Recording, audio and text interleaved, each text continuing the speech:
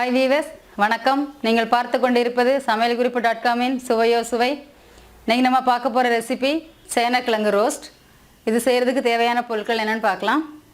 சேனக்கிழங்கு ஒரு துண்டு. இந்த சேனக்கிழங்குல இந்த பாகத்தை கத்தியை வச்சு கட் பண்ணி க்ளீன் பண்ணிடணும். சேனக்கிழங்கோட தோல்லாம் சீவிட்டு இந்த மாதிரி சின்ன சின்ன துண்டுகளாக கட் பண்ணி வச்சுருக்கிறேன்.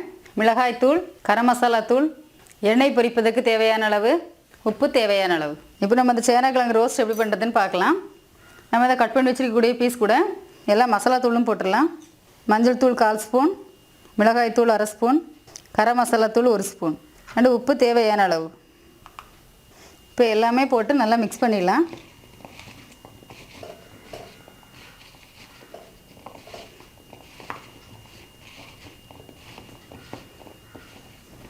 லைட்டாக தண்ணி தெளிச்சிக்கலாம்.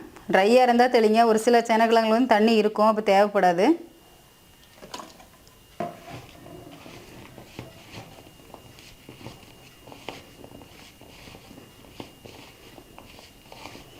இந்த மாதிரி நல்லா மிக்ஸ் பண்ணிவிட்டு இதை ஒரு 1/2 மணி நேரம் ஊற வைக்கணும். அப்போ தான் அந்த கிழங்குல காரம், உப்பு எல்லாமே பிடிக்கும். சாப்பிட்றதுக்கும் கிழங்கு ரொம்ப சாஃப்டாக இருக்கும். இது நான் இப்போ 2 பேர் சாப்பிட்றதுக்கான அளவு செஞ்சிட்ருக்கிறேன். இப்போ இது நல்லா மிக்ஸ் பண்ணியாச்சு. இது ஒரு 1/2 hour ஊற வச்சிடலாம். இப்போது இந்த கிழங்கு 1/2 மணி நேரம் ஊறிடுச்சு. இதை நம்ம பொரித்து எடுத்துடலாம். அடுப்பை ஆன் பண்ணி கடாய் அடுப்பில் வச்சு எண்ணெய் ஊற்றிடலாம்.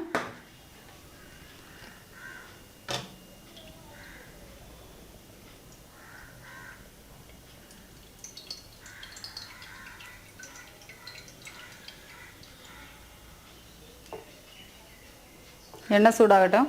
இப்போ எண்ணெய் சூடாகிடுச்சு. நம்ம மிக்ஸ் பண்ணி வச்சுருக்கக்கூடிய சேனக்கிழங்கு அதில் போட்டு பொரித்து எடுத்துடலாம்.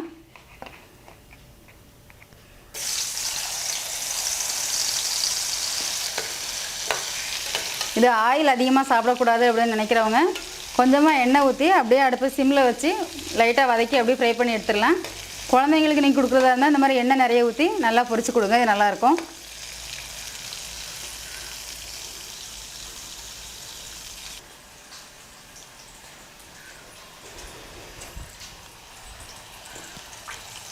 சேனக்கிழங்கு கொஞ்சம் வேகிறதுக்கு ரொம்ப லேட் ஆகும்.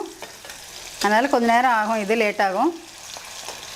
ஒரு 10 minutes ஆகும் இது வேகிறதுக்கு.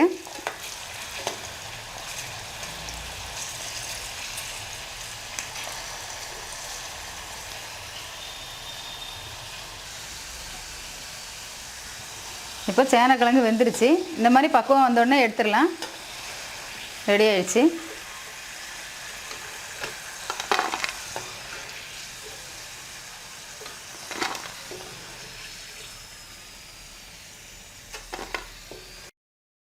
மீதி இருக்கக்கூடிய சேனக்கிழங்கையும் இந்த மாதிரி போட்டு பொரித்து எடுத்துடலாம்.